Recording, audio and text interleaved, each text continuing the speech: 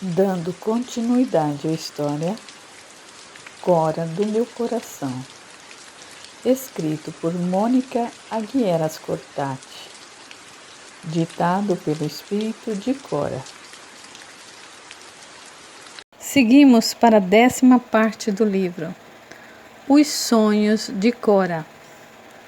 Algumas vezes na vida ouvi pessoas dizerem que gostariam muito de se comunicar com seus falecidos. Fico imaginando o que a maior parte dessas pessoas faria se vissem o que eu quase sempre via. Na vila éramos todos muito unidos e ficávamos sempre junto às outras famílias em casamentos, enterros ou batizados. Assim sendo, mais de uma vez acompanhei a minha nona a funerais de amigos. Sabedora do meu dom e vendo que eu não tinha muito medo, um pouco de medo sempre aparecia, querendo eu ou não. Sempre que um amigo da família morria, lá íamos as duas, ela com seu chale preto, muito contida, e eu penando com os meus sapatos de ocasião especial. Meu primeiro funeral eu tinha pouco mais de 10 anos e sinceramente confundia ainda os mortos e os vivos, pois para mim, pelo menos no início, eram bem parecidos. Mais de uma vez os vi contemplando seus corpos no esquife, alguns com franco pavor, outros pensativamente. Claro que não foram raras as vezes em que me escondi atrás de minha nona e fiquei bem quietinha. Um ou outro notava que eu os percebia, e uma moça bonita uma vez acenou para mim, com um sorriso. Dessa eu não tive medo. Estava ali como que para se despedir, e vi que estava mais que bem encaminhada pelas entidades bonitas que a rodeava. A mãe chorava copiosamente, pois a moça tinha morrido de uma doença dos pulmões e sofrido muito. Com pena da senhora e vendo a filha tão linda e tão bem no plano espiritual, acheguei-me a ela para consolá-la. Não fique triste, dona Petúnia. Eu vi a sua filha e ela está cercada de anjos, inclusive uma senhora muito bonita de vestido azul e cabelos negros. Ao me ouvir falar assim, a pobre senhora regalou muito seus olhos, dizendo: vestida de azul, cabelos negros? Guarda-me, senhor, que ela está com a minha mãe. E assim dizendo, desmaiou para minha consternação. Claro que todos vieram acudir a pobre, enquanto a nona me disse que ficasse quieta e não dissesse mais nada. O que os outros iriam pensar? Depois de alguém esfregar álcool nos pulsos da pobre senhora, ela me fitou no meio de lágrimas e segurando-me pelos braços. Ande, Cora, me diga o que mais você viu. Com todos os olhos em cima de mim, alguns cheios de espanto, outros desconfiados, calei-me por timidez. Foi quando a minha nona veio em meu socorro. Não é nada disso, Petúnia. Soubemos do acontecido ontem à noite. E Cora sonhou com a sua filha e ela não vê nada, apenas sonha. Notando que aquela resposta parecia tranquilizar a todos, finalmente disse: sim, dona Petúnia, no sonho ela estava muito bela e disse que a senhora não se preocupasse. E então a senhora de quem eu lhe falei a amparou. Não fique triste. Ela está feliz e sem dores. O padre Elvídio me deu um olhar meio desconfiado. Afinal, não era a primeira vez que ele ouvia falar dos meus sonhos. Tinha muita vontade de contar a ele, mas as lembranças da minha parenta trancada num asilo de loucos me incontia. E depois eu não ia querer desobedecer a minha nona. A verdade é que, numa vila onde os italianos eram a maioria, como a nossa, a história dos sonhos pareceu funcionar muito bem. Devotos da Madonna, Nossa Senhora, não tinham dificuldade de entender que uma mocinha tivesse sonhos um tanto premonitórios. A verdade é que se desconfiassem que eu via essas entidades de forma clara, como na luz do dia, eu viraria logo motivo de chacota ou de espanto, e não desejava isso. Até os meus 15 anos eu vi diversas entidades. Algumas me notavam, pediam que eu mandasse recados e lá ia eu dizer que tinha sonhado de novo. Outras reclamavam da sorte e quando alguma tinha em si ainda pensamentos ruins ou desejos funestos, minha proteção logo aparecia e ela me deixava quieta. Olivia me protegeu e me ensinou muito nessas horas. Não imagino como teria sido sem a proteção dela, pois muitas almas que ainda circundam esse plano estão muito longe da evolução. Ela me explicou que com o tempo eu ficaria mais forte e saberia me defender melhor, mas que por enquanto essa proteção era mais que necessária. Assim sendo, fui perdendo meu medo. Coisas engraçadas aconteciam comigo e com Olivia.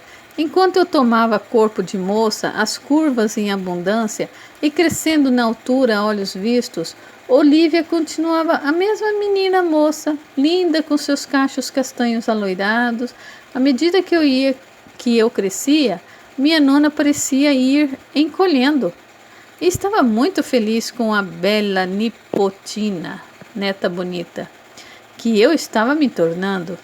Dizia-me orgulhosa dos meus olhos, da minha pele morena clara, dos meus cabelos muito negros. Enfeitava-me e meu nono me trazia perfumes quando viajava. Um belo dia estava à porta da venda quando o tio Benito comentou: "Mas que bela! Está encorpando a pequena Cora.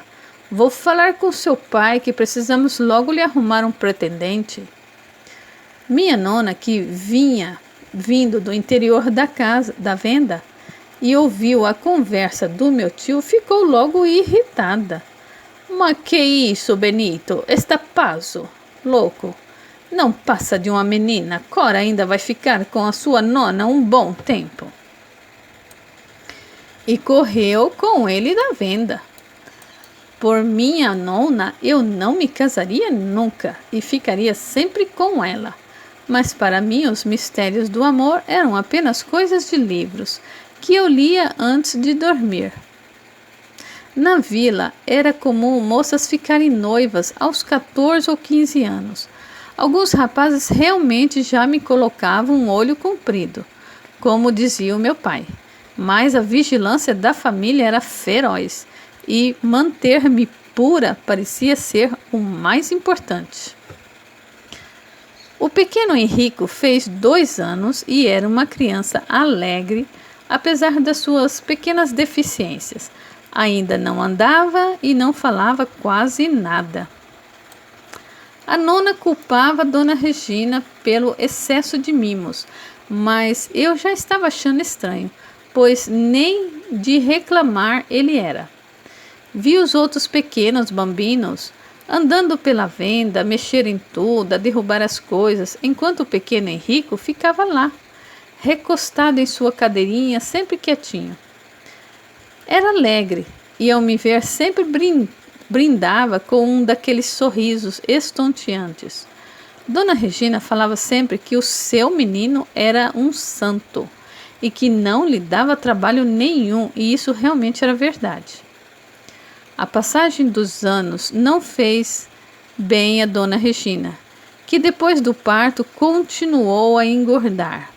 Dedicava-se cada vez mais ao menino, mas notava nela um sentimento de despeito pelo meu talhe esbelto e pude perceber nela sentimentos maliciosos direcionados a mim. Continuava a me chamar de bugre, coisa que não me importava, mas que deixava a nona bastante irritada. Joana, da sua cozinha, ia se tornando uma mulher de 30 anos bem bonitona. As ancas largas, a cintura muito fina, fazia de tudo pela minha nona. E um dia, enquanto eu revistava o seu tacho de doces, ela me perguntou: "Cora, não acha que a sua nona está magrinha demais?" Pela primeira vez olhei a minha nona com atenção no corredor que dava para a venda. Ela nunca tinha sido gorda, mas agora realmente parecia mais magra. Mesmo. A postura, sempre ereta, parecia um tanto encurvada. Suave aperto me passou pelo coração. Acha que ela está doente, Joana? Mas nunca vi queixar-se de nada. Joana deu uma risada baixa. E você já viu sua nona se queixar de algo? Nem se queixa e nem fica parada. Mas eu tenho notado que ela não está comendo como antes. Já quase não se alimentava, mas agora come como um passarinho. Calei-me pensativa. Enquanto isso, Dona Regina entrou na cozinha, indo direto para a lata de biscoito, que carregou com prazer. Joana não pôde deixar de comentar. Enquanto a sua nona nada come, essa aí se empanturra. Vai ver, Dona Cora parou de comer por isso. Medo que falte comida para todos, já que Regina consome tudo que vê pela frente. Lembrando do feroz apetite da minha madrasta, não pude deixar de rir. Encaminhei-me para a venda onde a nona me esperava, já ensacando em pacotes menores a farinha e o feijão. Olhei-a de soslaio para reparar melhor. Parecia tão disposta sempre e não podia ser doença. Nona, está comendo direito? Parece tão magra. Não quer que lhe traga algo? Tirando do rosto a longa mecha de cabelos grisalhos que teimava em escapar dos grampos, ela me sorriu. Velhos têm menos apetite, menina Cora. E depois não quero engordar demais. Já chega a Regina, que teve que reformar o guarda-roupa inteiro. Não pude deixar de concordar com ela.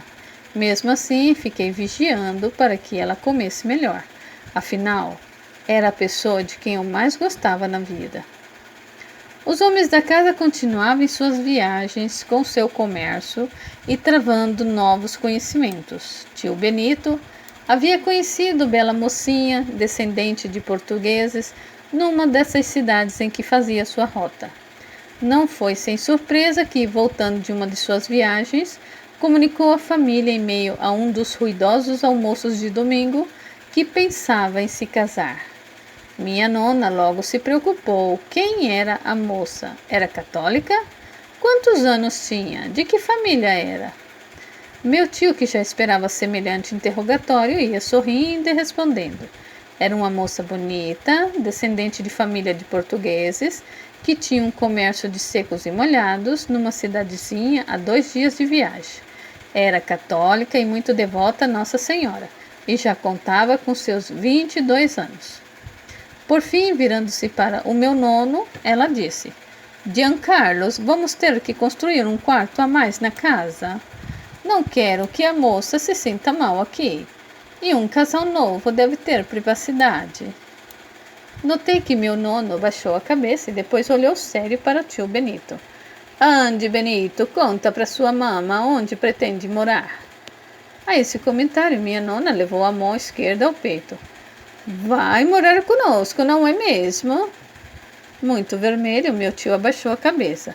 Mas, mama, a menina tem os pais bem de vida, mas é caçula de 5 irmãos, todos já casados e fora de casa.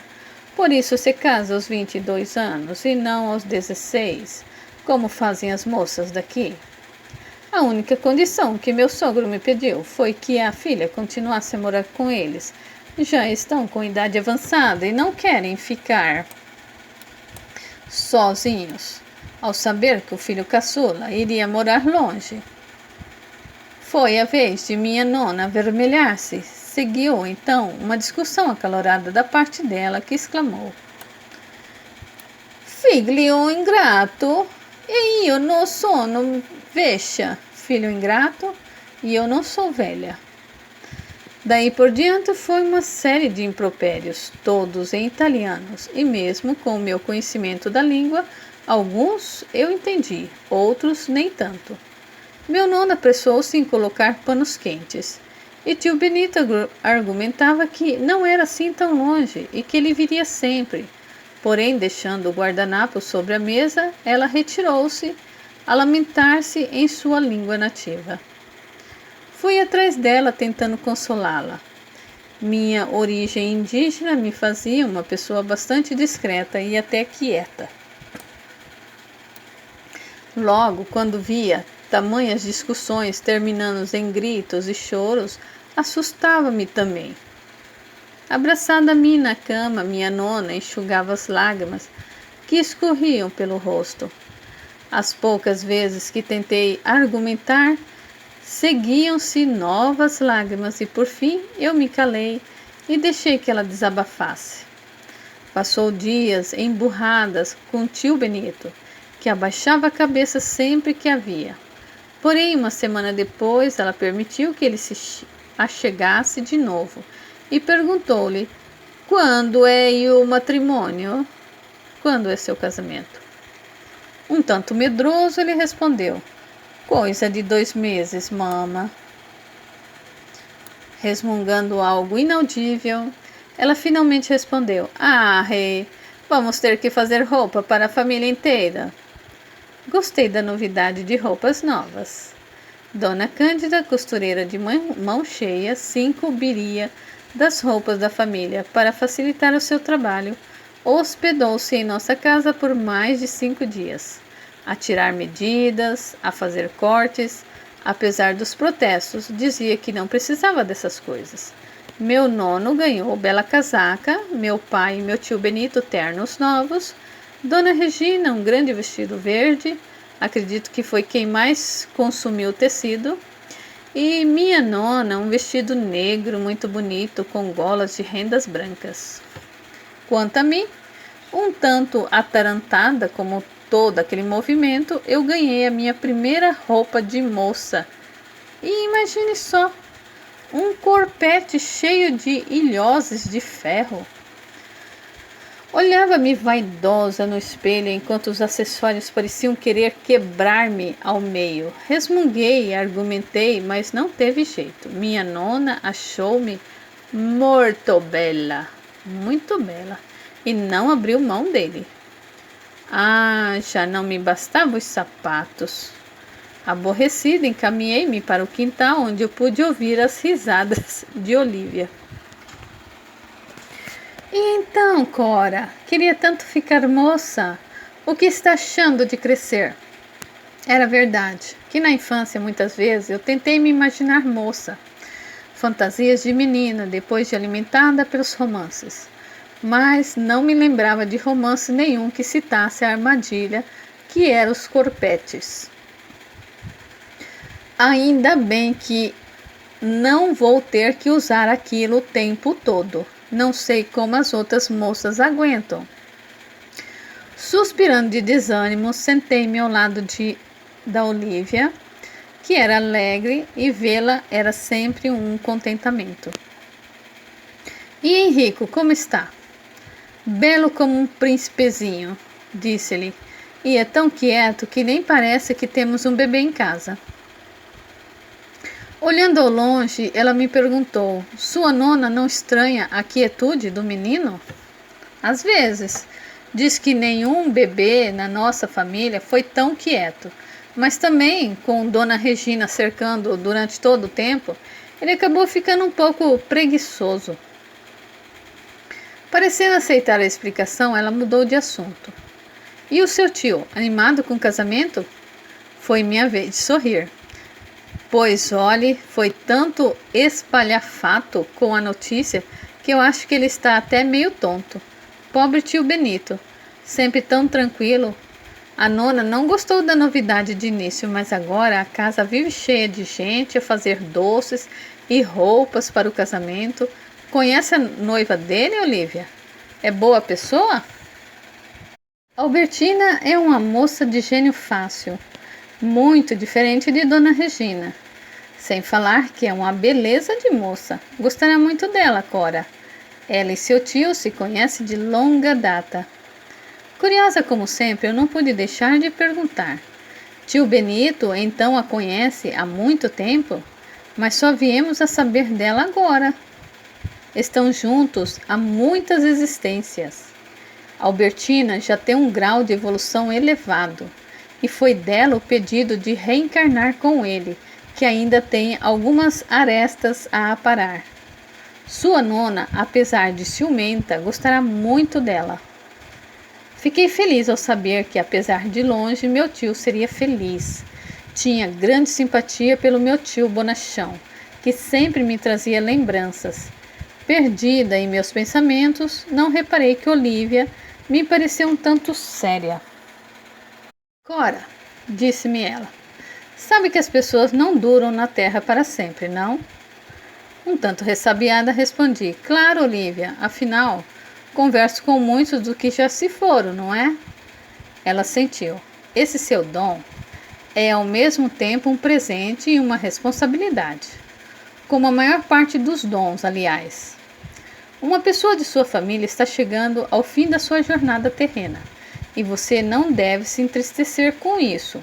É uma boa pessoa que na realidade volta ao seu lar verdadeiro. Apesar de saber da vida após a morte, grave aperto se instalou em meu peito. Alguém da minha família? Mas quem?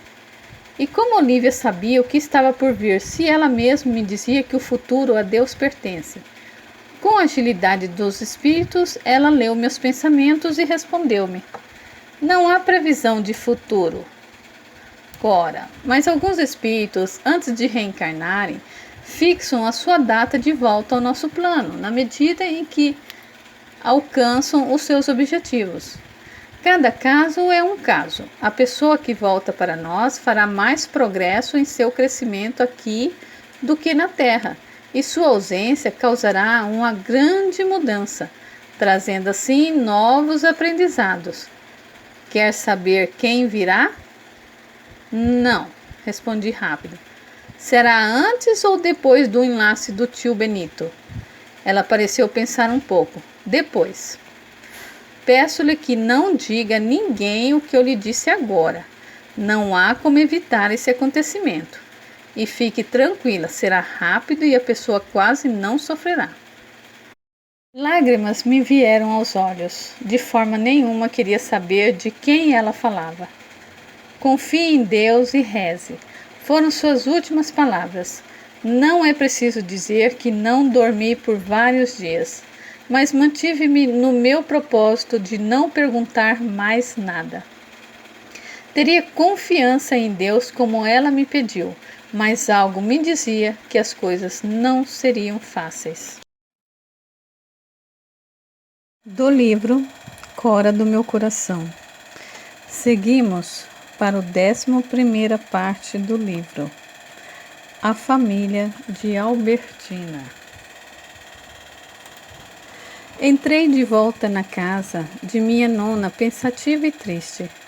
Por mais que Olívia quisesse me convencer de que o plano espiritual era o nosso verdadeiro lar e que estávamos aqui só de passagem, não me conformava.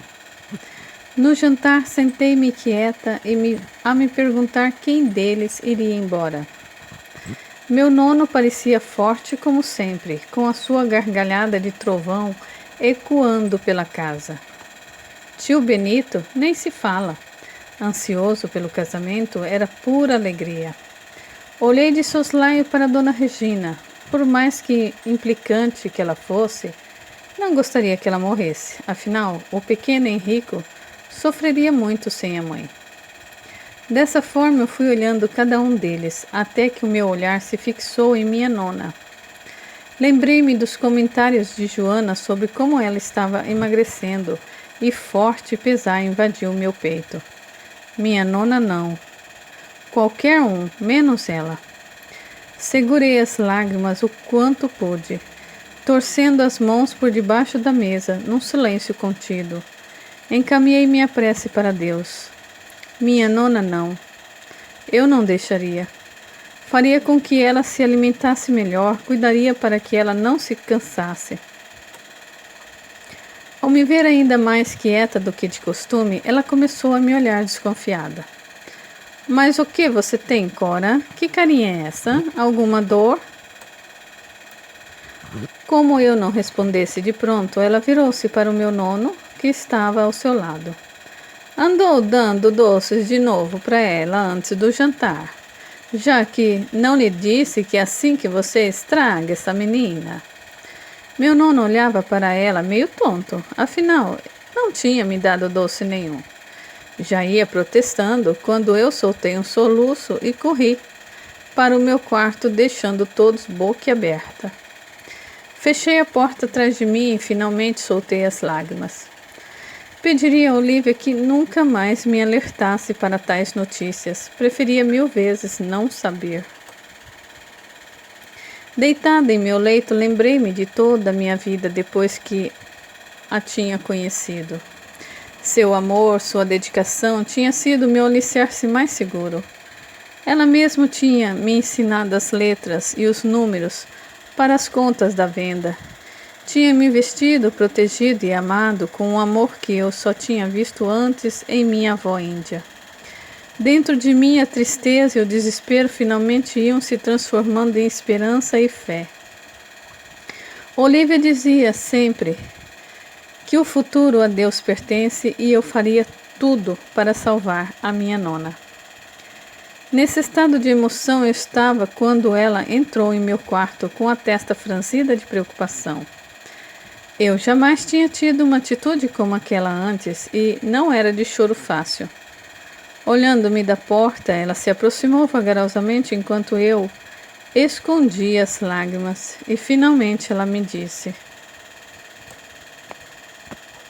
"Mas o que houve, Cora? Esses seus anjos andaram lhe dizendo algo de mal?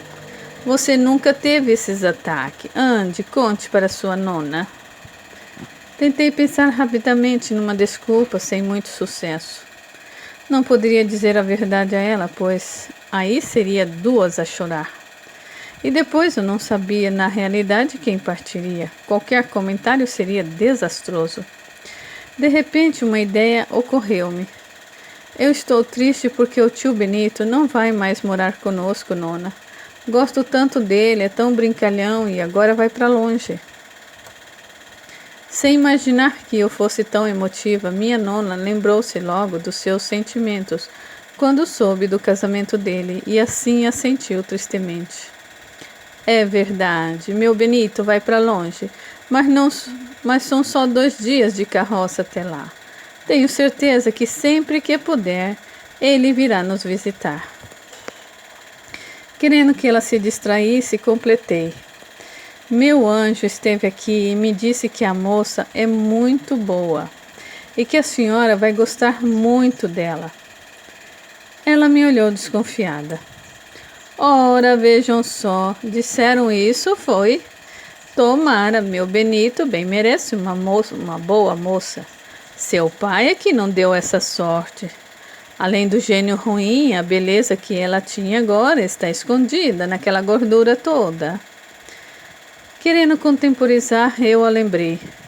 Mas veja, nona, como Deus é generoso. Mesmo assim, ela nos deu Henrico, que é a nossa alegria. Ela me olhou com o mesmo olhar maroto de sempre. Não tem mesmo jeito, Cora, sempre haver o lado bom das coisas. Mas está certa, Henrico realmente é um mimo. Mas quieto demais, não acha? Meus meninos, na idade dele, já davam bastante trabalho. Assim, dando-me por consolada, ela se foi. Ela tinha cuidado de mim a vida toda e agora era minha vez de cuidar dela. A ideia fixa de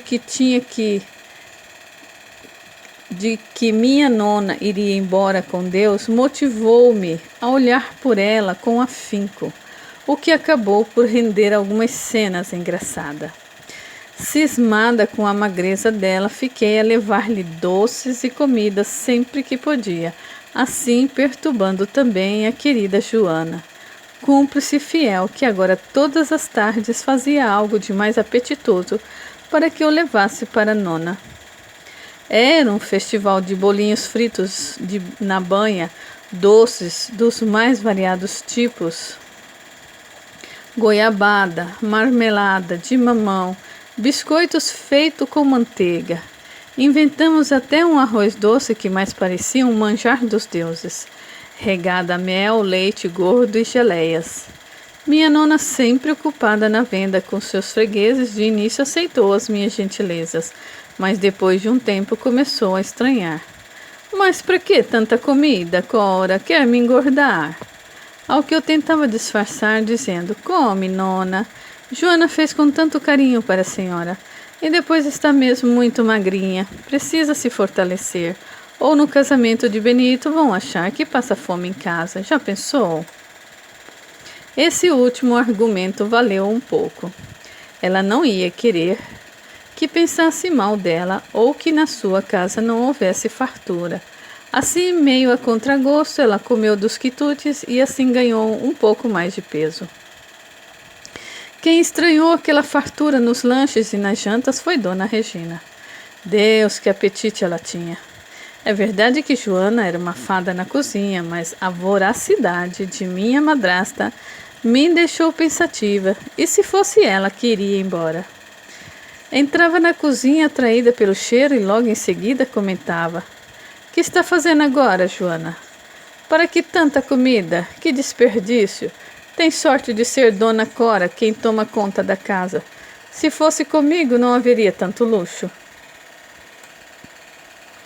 Joana às vezes respondia, às vezes não. E sabia que, apesar das reclamações, era ela quem consumia boa parte dos acepipes. Como gostava muito de cozinhar, não se cansava com facilidade. Depois, eu ajudava na limpeza. Logo chegaria a data do casamento de Benito, um tanto perdida no meio do alvoroço que a festa trazia, e pensando já estar resolvendo o problema da nona, finalmente deixei de me levar para os preparativos. A família da noiva havia pedido que levássemos os doces da festa, que o resto seria com eles. Nunca passei tanto tempo na cozinha, pois os afazeres eram diversos. Descascar frutas para geleias e os doces em caldas, fios de ovos para enfeitar a mesa. Esses sim, bem trabalhosos, e exigiam uma certa maestria na hora de manipulá-los. Bolos recheados de frutas, biscoitos, enfim, um Deus nos acuda. Não posso dizer que fiquei triste com aquele acúmulo de serviço. Muito, pelo contrário, agradeci aos céus, pois assim pensaria menos em coisas fúnebres.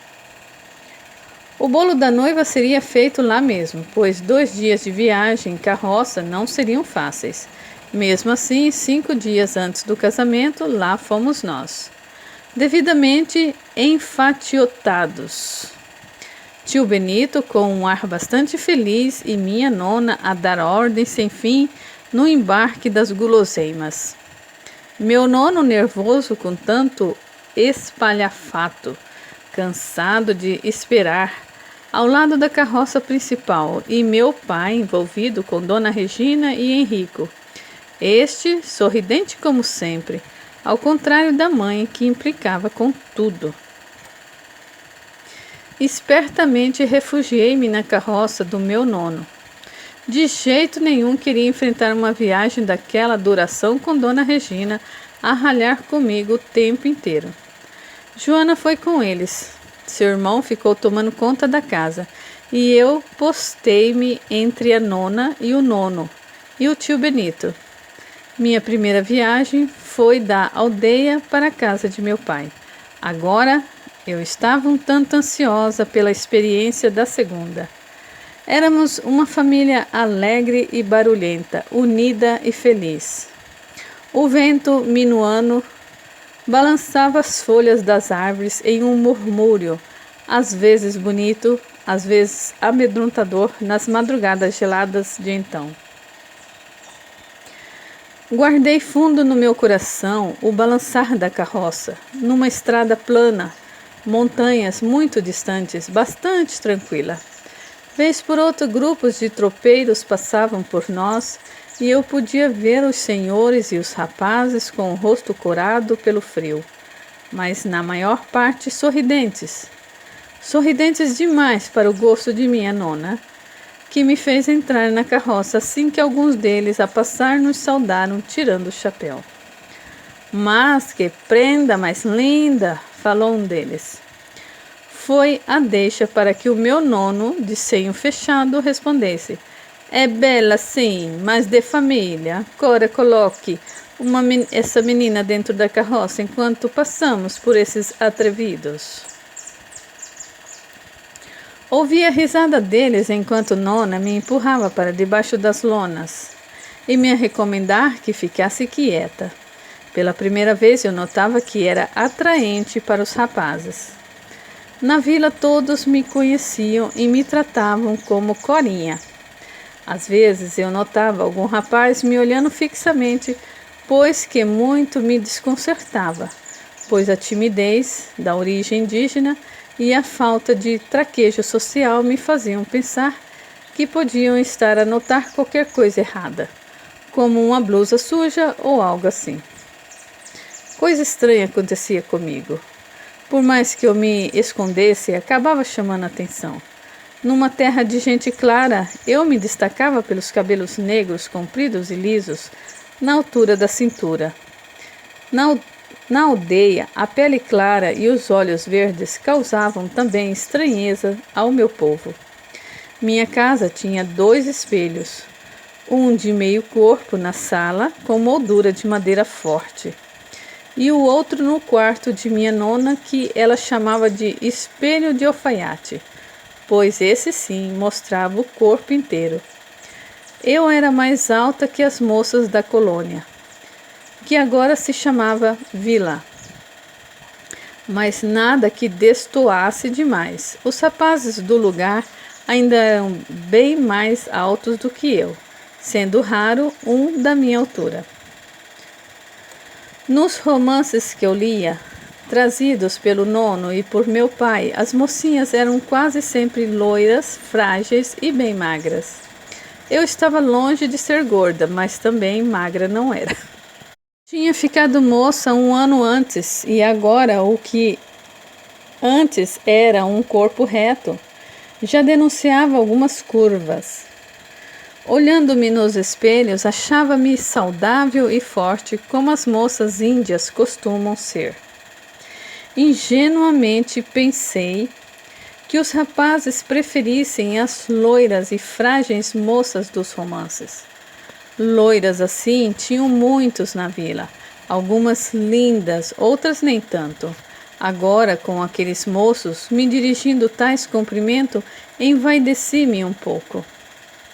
Chegamos à vila de Albertina ao cair da tarde. Era uma vila maior que a nossa. Parte do chão da rua calçada com pedras regulares. No centro, uma pequena praça com um coreto bonito e alguns senhores sentados nos bancos de madeira. Notei a iluminação a gás muito bonita dos postes de então. Paramos em frente à bela casa branca de jardim muito bem cuidados e uma senhora negra, já com seus cabelos brancos, mas de olhar muito ativo, nos olhou com curiosidade. De repente, algo se acendeu em seu olhar e ela partiu para dentro da casa chamar: Dona Assunta, acho que os italianos chegaram. Tio Benito desceu logo da carroça ajudando a nona a descer. Ela olhava tudo muito admirada e tentava colocar ordem na roupa amassada pela viagem. Mas que bela casa, hein, Benito? Esse deveno ser o riche. Esses devem estar bem de vida. Ele olhou para ela em tom de censura brincalhona. Estão sim, mama, mas aqui devemos falar o português. Eles não falam nada de nossa língua. Murmurando um sim, sim, ela ajeitou os cabelos. A carroça de meu pai vinha logo atrás com Regina a resfolegar, muito vermelha, enquanto Henrico dormia na parte de trás, cuidado por Joana. A porta abriu-se e uma senhora com os cabelos rajados de branco, pequena e roliça, veio para fora. A pele era muito branca, as bochechas rosadas pelo frio, e o sorriso era acolhedor. Que bom que chegaram! Esperamos desde o almoço e eu estava a ficar preocupada. Mas entrem e fiquem à vontade, os empregados vão cuidar dos malões. A senhora deve ser a dona Cora, mas como é nova, nem parece ser a mãe de Benito. Gostei dela de imediato e acho que Nona também. Acostumada que estava com as companheiras italianas da vila, tinha um certo receio da sogra portuguesa de Benito. Principalmente por ele ter contado da situação financeira deles, que era muito boa. Minha nona tinha vindo de gente humilde, mas letrada. Gostavam de ler e escrever, como ela mesma gostava de dizer. Dona Assunta era uma boa pessoa e nada tinha de afetação. Depois de dar um abraço apertado na nona, cumprimentou o nono com entusiasmo e parou diante de mim. Mas quem é essa, Benito? Que beleza de moça! Sem saber o que fazer, encolhi-me por trás de Nona. É a minha sobrinha Cora, filha do meu irmão Adamo. Depois disso, fomos colocados casa adentro sem maiores cerimônias. O chão parecia um espelho de tão polido e um lustre de cristal estava no meio da sala. Pus-me debaixo dele a espiar, embevecida com o prisma das cores que o sol poente delineava nele, pela grande janela aberta. Dona Regina, ao me ver encantada com o lustre, parou ao meu lado e ralhou. Não mexa em nada aqui. É tudo coisa de gente rica, custa muito dinheiro. Muito ofendida por suas palavras, que eu não era de mexer em coisas alheias, retirei-me de perto dela. 3 empregados, 2 negros fortes e uma negrinha muito faceira, empurravam os malões escadas acima do sobrado, enquanto íamos sendo escoltados aos nossos aposentos. Joana ficou comigo. A nona apresentou-a como se fosse da família, em um quartinho muito cheiroso que dava para o quintal da casa. Dona Regina, meu pai e o pequeno ficaram em um outro quarto maior em que um berço tinha sido providenciado e meus nonos ficaram numa bela cama de dossel, num quarto extremamente limpo e bonito, com vistas para a praça. O sobrado era muito maior por dentro do que visto da rua e avançava para dentro do terreno. Mal tinha acabado de me instalar e ouvi uma risada alta, mas de som cristalino, e então vi uma moça bem mais baixa do que eu, cabelos castanhos de cachos largos presos na nuca e olhos imensos e doces. Era Albertina, que chegava carregada de flores. Benito, que bom que chegaram! Fui ao mercado comprar essas flores para alegrar a casa. Meu pai também logo chega, que hoje fecha mais cedo a loja. Olhando-a, vi em torno dela uma luz que só podia ser de alegria genuína. Hoje eu posso dizer que os traços não tinham a perfeição de uma estátua grega, mas eram extremamente harmoniosos entre si. Não tinha ela aquela beleza tradicional. O nariz era um tantinho pontudo e a boca pequena, mas que dentes lindos, que pele perfeita. Olívia tinha toda a razão. Era uma bela moça, a Albertina de tio Benito. Minha nona gostou dela de imediato. Tinha meus receios, pois a sabia ciumenta de quando em vez, principalmente de seus filhos. Mas, ao vê-la assim, tão alegre e faladeira, identificou-se com ela de pronto. Feitas as apresentações, Dona Assunta, a nona e a Albertina dirigiram-se para a varanda, sentando-se nas cadeiras de ferro batido muito bonitas a contemplar o jardim. Minha nona chamou-me para perto dela e, orgulhosa, apresentou-me a nova integrante da família. Albertina, essa agora é sua sobrinha, minha neta Cora. Ao me ver chegar um tanto cabisbaixa, mas sorridente, ela tomou-me das mãos e sem nenhum pudor olhou-me de cima a baixo. Mas é filha de seu Adamo, tem os olhos do pai, mas não se parece em nada com Dona Regina. Graças a Deus, pensei eu. A nona explicou logo que eu era filha de um casamento anterior e logo tratou de gabar-me os dotes. Falou do meu suposto jeito para o comércio e que lia e escrevia muito bem. Sentei-me perto de Albertina, ainda encantada com as luzes que via em torno dela.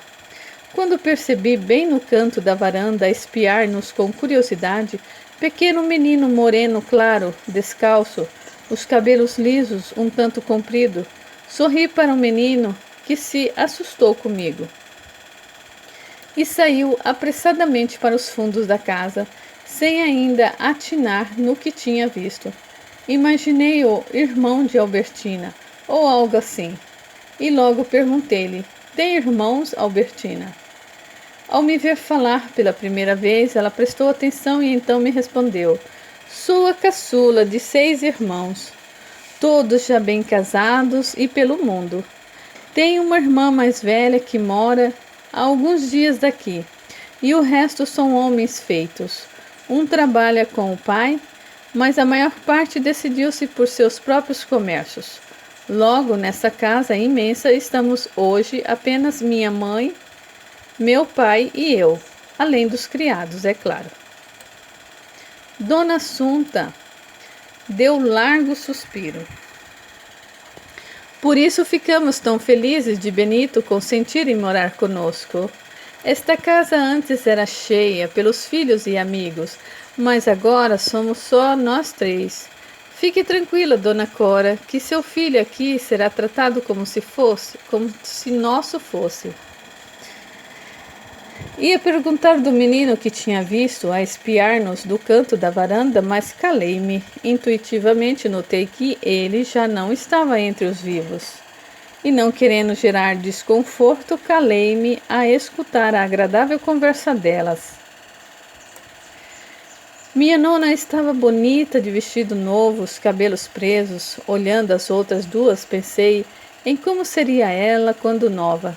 Tinha os traços bonitos e suaves, em um gênio decidido e honesto. Orgulhei-me muito dela, de sua história e de seu imenso coração. Suave aperto me veio ao peito. Seria ela quem iria embora? Estando ela de mãos dadas comigo, não pude furtar-me de apertar um pouco mais os meus dedos nos dela, como a querer mantê-la ali eternamente. Ao sentir a pressão nos dedos, ela me olhou curiosa. Mas que foi, Cora? Está triste? Que é que tanto me aperta a mão? Não sei, respondi-lhe. De repente me veio uma saudade da senhora. Agradeço a Deus todos os dias por tê-la comigo. Olhando-me de surpresa, ela me disse baixinho: mas que foi? Algum sonho comigo? Sorri depressa para afastar dela qualquer augúrio. Claro que não, nona. É só bobagem de moça. E assim dei-me por feliz quando Dona Assunta, com uma boa e incansável conversa, chamou-lhe a atenção para algum assunto da comemoração do casamento. Observei as 2 a discutir amigavelmente sobre o cardápio e os doces a serem servidos, e só então fui informada da duração da festa. 3 dias inteiros, começando numa sexta-feira. Pelo jeito, não eram só os italianos que gostavam de uma boa comemoração. Seguimos para a 12ª parte do livro, Festa na Vila e Alberto. Ainda hoje eu me lembro desses dias como os mais gratos de minha vida. A festa foi realmente bela e simples. Apesar de serem abastados, os pais de Albertina fizeram a festa na praça em frente da casa, acolhendo assim quem quisesse participar e felicitar os noivos.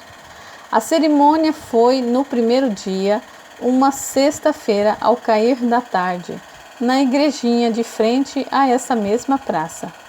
Tendo eles muito conhecidos na vila, não eram poucos os que chegavam, alguns com ricos presentes para os noivos, toalhas bordadas, peças de fino cristal, fruteiras, belas taças, louças.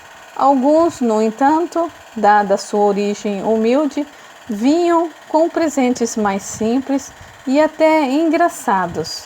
Não foram poucos os que trouxeram alguma criação. Logo, o quintal da casa ficou um festival de galinhas, porcos e até um orgulhoso ganso a bicar e a granir.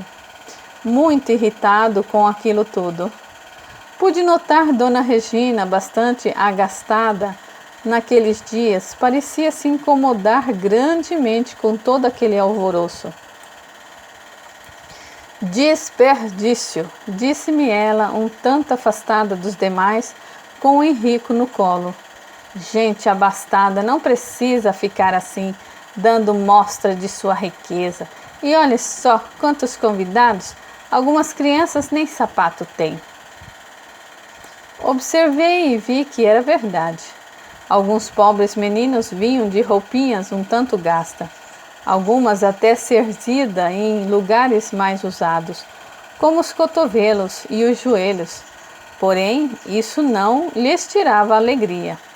Muito encantados com a mesa de doces, esperavam pacientemente, mas não sem sofrimento, esses serem servidos. O belo menino que tinha visto na casa de Albertina estava mais ao longe ao sorrir com todo aquele alvoroço e ao me ver acenou para mim amigavelmente. Quem seria ele? Joana, ouvindo os maus bofes de Dona Regina, virou os olhos para o alto como se dissesse: dai-me paciência, senhor, e escapuliu para perto da nona, a vigiar a mesa de doces de possíveis intrusos.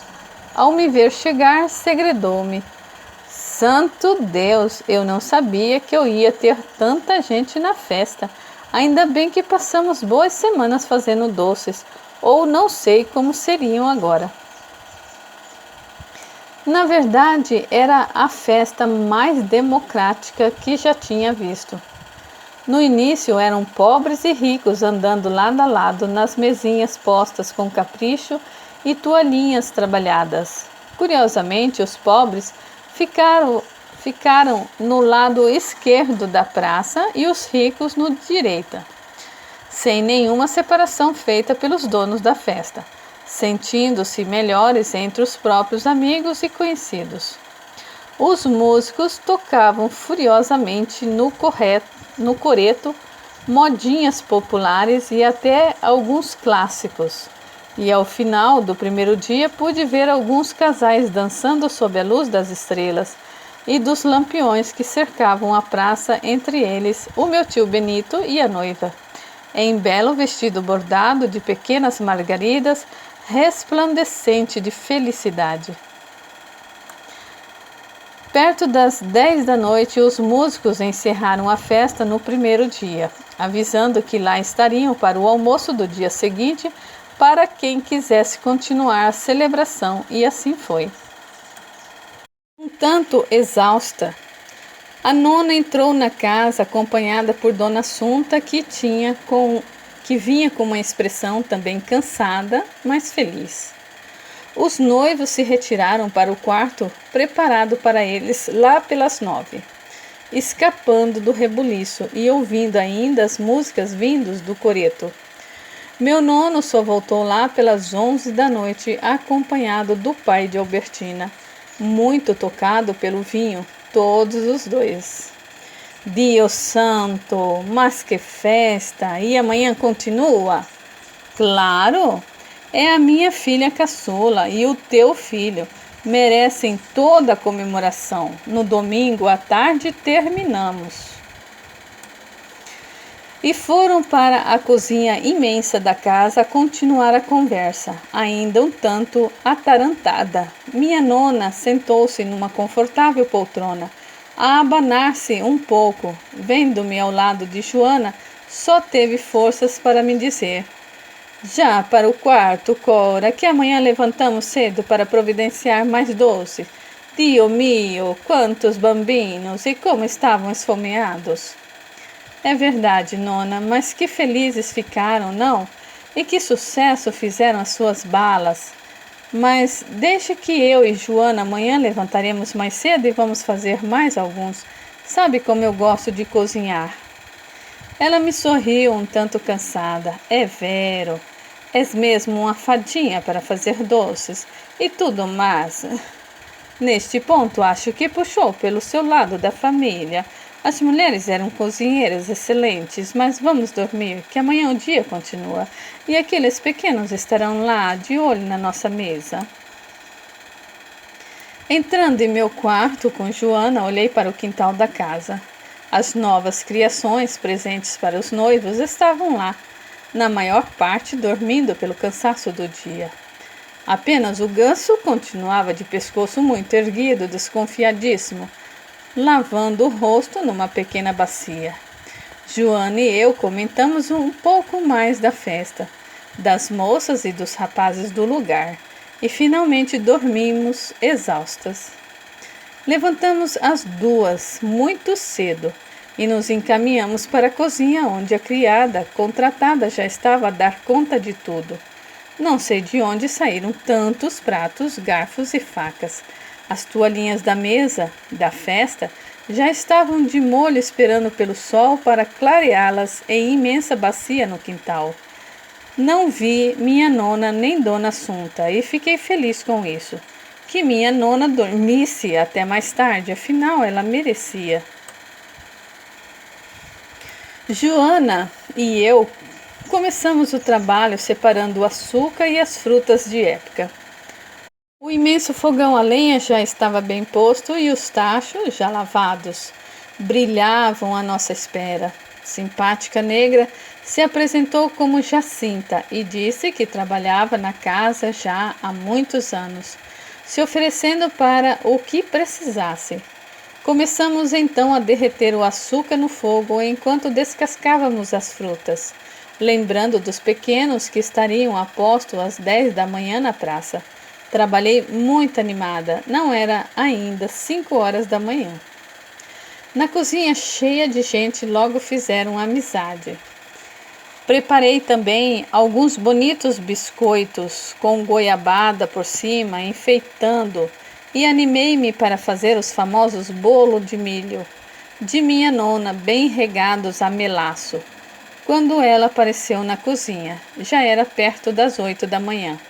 Os cabelos ainda a se soltarem e os olhos arregalados com a hora tardia, mas parecia bem descansada. Dio mio, mas que horas são? Quase 8, nunca dormi tanto. A culpa é do teu nono, que me acordou às 2 da manhã para falar da festa. Tanto fez que me deu um cálice de vinho e eu dormi como uma pedra. Orgulhosas, Joana e eu mostramos à nona nossa produção. Mas já fizeram isso tudo? Mas como? Expliquei a ela que o fogão era bem maior que o nosso, logo mais rápido, e ela nos olhou encantada. Depois pegou um dos meus biscoitos com goiabada. Mas que delícia, Cora! Tem realmente um dom. Que massa leve! E a goiabada derrete na boca. Nossa fornada foi posta na mesa por Joana e o cheiro do tabuleiro do bolo de milho e melaço inundaram a cozinha. Minha nona sentou-se no banco de madeira bastante sossegada.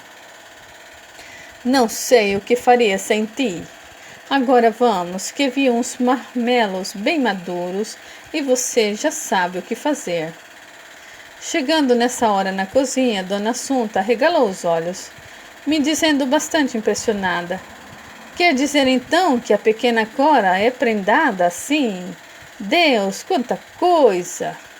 Ia dizer que na realidade só tinha ajudado a Joana, mas ela estava a fitar os bolos de milho sendo fatiados. Mas que bolo cheiroso é esse? Não conhecia. Foi a deixa para minha nona passar-lhe a receita.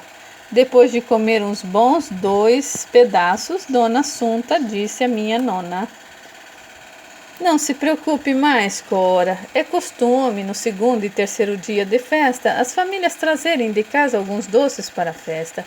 Colocamos à mesa com esses as cocadas e os que já tínhamos, e as convidadas trazem o resto. E assim foi. Na longa mesa improvisada na véspera, logo vimos chegar os mais diferentes tipos de biscoitos e doces.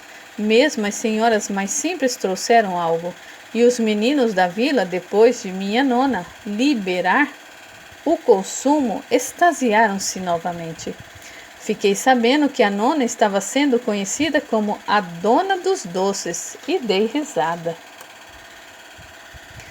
Finalmente sentei-me na praça, sozinha, a admirar o movimento e os vestidos bonitos das moças. Naquela vila havia mais morenas claras como eu e reparei nos cabelos com diferentes penteados, pensando no suplício que seria deixá-los com aquela aparência. Os meus, muito negros e pela cintura, usava apenas fitas coloridas que minha nona tinha colocado neles, e eu finalmente tinha tirado os apertados sapatos, colocando uma chinela bem bonita por baixo da saia. Assim estava nessa contemplação quando por detrás de centenária árvore o menino que já tinha visto se aproximou. Sorri para ele, que finalmente se sentou ao meu lado. Então você me vê? Sim, respondi. Nasci com esse dom. Quem é você? Chamo-me Alberto. Sentou-se ao meu lado, admiradíssimo. Olhava meus longos cabelos e as fitas nele. Mas como você é bonita! Está enfeitada para a festa? Sim. Vê aquele moço com a noiva? Ele é meu tio Benito. Ele olhou a multidão e viu meu tio, muito animado com os convidados e com a Albertina pela mão, em belo vestido azul, e a olhar assim, dessa forma, senti que se encolheu um pouco receoso. Você vê todos que já se foram? Perguntou-me. Não sei, Alberto, mas sei que vejo alguns. Que faz por aqui? É parente de Albertina? Ele baixou a cabeça pensativa e respondeu-me. Nasci alguns anos antes dela. Você vê aquela casinha amarela ao lado da dela? Foi lá que eu nasci. A mãe de Albertina foi minha madrinha e eu frequentava muito aquela casa. Dona Assunta gostava muito de mim e a negra Jacinta sempre me dava alguns doces. Meu pai trabalha para eles no comércio que tem aqui na vila. Sabendo que Albertina já passava dos 20 anos, olhei-o admirada. Não me parecia um mau garoto, e seu olhar, apesar de cheio de medo às vezes, era doce. Que fazia ele ali? Por que não tinha seguido para o mundo dos espíritos? Sua família ainda está por aqui? Minha mãe se foi de febre. Eu ainda era muito novo, não me lembro dela. Mas meu pai continua entre os vivos. Não tive irmãos. E ele não quis se casar novamente. Mora ainda na mesma casa. Mas de que mundo dos espíritos você fala? É o céu que os padres contam? Olhei-o abismada. Ninguém então tinha vindo buscá-lo? Ele encolheu-se ao meu lado como se quisesse esconder-se. E vi vindo em nossa direção uma sombra negra e disforme, que ao aproximar-se de nós arrepiou-me toda a pele e transformou-se num homem de quase 50 anos, de capa e chapéu, com um chicote surrado nas mãos. Nunca tinha visto entidade tão negativa. E notando que eu o enxergava, vociferou para mim com um hálito fético. Que faz aqui? Que quer com ele? Ele é meu. Nunca em toda a minha vida senti tanto medo. A máscara de ódio em sua face petrificou-me e eu pus-me a rezar baixinho pedindo a proteção de Olívia, que não tardou a aparecer. Veio vindo numa luz extremamente clara, brilhante, que a abrangia de todo, e por fim colocou-se a minhas costas e me abraçou, envolvendo-me completamente na luz. Ao ver a entidade de bondade pura, o homem assustou-se e, pegando Alberto pelas mãos, desapareceu de nossas vistas. Ainda com as pernas trêmulas e suando muito, perguntei a ela em pensamento: Olívia, por Deus, que era aquilo? Nunca em minha vida tinha visto entidade tão pesada e má. Voltando à sua forma normal, cessando os efeitos extremamente luminosos e voltando a aparecer apenas adorável mocinha, ela me disse: é o que vocês chamam por aqui de demônio. Uma entidade voltada para o mal há tantos séculos terrenos que não se lembra mais de outra forma de vida. Finalmente, mais calma, respirando fundo, perguntei a ela: então, ele já viveu entre nós aqui na Terra? Claro, Cora. É também um filho de Deus, embora não se lembre mais disso. Tudo no universo pertence ao Senhor e todos irão para ele, mesmo aquela alma nefasta que aprisiona Alberto há tantos anos. Meu bom amigo Ariel sempre me diz que sois deuses sobre a terra. E é verdade. Nossa alma imortal está sempre em completo aprendizado, tanto para o bem como para o mal. Infelizmente, algumas almas se voltam durante tanto tempo para o errado caminho do sofrimento que desacreditam do Pai, achando-se muitas vezes esquecidos ou injustiçados. Mas esse era feio, não? Poucas vezes vi um tão feio. Finalmente aliviada, consegui sorrir para ela. Nem fale, nunca tinha visto coisa parecida. Existem muitos perdidos como ele? Nesse planeta, uma enormidade. Pensativa, eu não pude deixar de perguntar: e por que nunca os tinha visto? Vejo entidades que precisam de ajuda, mas nunca vi nenhum ser desse tipo. Olívia sorriu pacientemente e me explicou: você é muito cara para nós, Cora. Temos por você profundo amor e veio numa missão especial. Queria que quando as crianças lhe desenvolvesse o dom para que enxergasse criaturas como essa.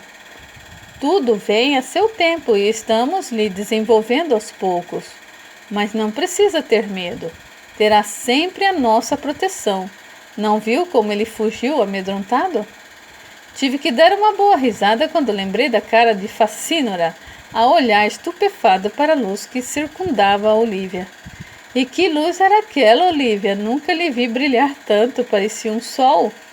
Ela riu-se também, me olhando com ternura. É a luz do amor divino, Cora. Muito mais forte que qualquer mal que possa vir de entidades como Orlando. É esse o nome dele? Sim, desencarnou faz um bom tempo e era um desses seres que perseguem os escravos. Durante muito tempo foi feitor e dos maus. Tem dívida a não mais poder e adora a sensação de comandar pobres espíritos que ainda estão perdidos. Alberto mesmo, ele esperou desencarnar e, como se conheciam de outras vidas, logo teve ascendência sobre ele. Lembrando-me do pequeno, não pude deixar de dizer: mas Alberto é bom.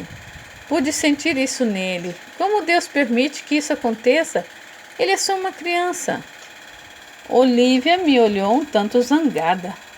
Esquece-se que as crianças já viveu muitas existências. Deus só permite a maldade alheia porque existe a necessidade do aprendizado e do aperfeiçoamento. Hoje o nosso Alberto realmente está longe de ser mau e nem tinha assim sentimento tão negativo em sua vida anterior. Ela suspirou, me olhou demoradamente. Enquanto Orlando era feitor, caçador de escravos e mau, Alberto era o seu subordinado e o ajudava na lida com os escravos. Já tinha do feitor tamanho medo que cometeu atos nada louváveis a mando dele. Embora sentisse pelos negros alguma simpatia e tenha se arrependido de muitos de seus atos, nunca interveio em favor de nenhum deles. Se fosse corajoso e honesto, as maldades de Orlando teriam sido abreviadas, mas ele sempre se calou.